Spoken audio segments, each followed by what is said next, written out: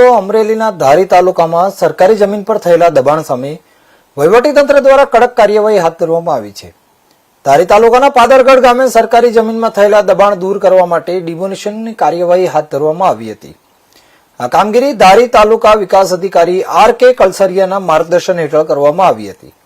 Demolition દરમિયાન revenue વિભાગ, police staff તેમજ વહીવટીતંત્રના તમામ કર્મચારીઓ હાજર રહ્યા હતા। ચુસ્ત પોલીસ બંદોબસ્ત વચ્ચે સરકારી જમીન પરથી ગેરકાયદેસર દબાણો હટાવવામાં આવ્યા હતા।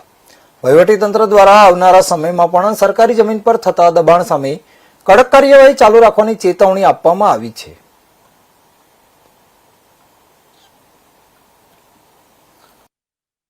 તાલુકાના પાદરગઢ મુકામે ગામતળની અંદર વિસ્તારની અંદર રસ્તાઓ પર થયેલા દબાણને દૂર કરવાની કાર્યવાહી હાથ ધરવામાં આવી।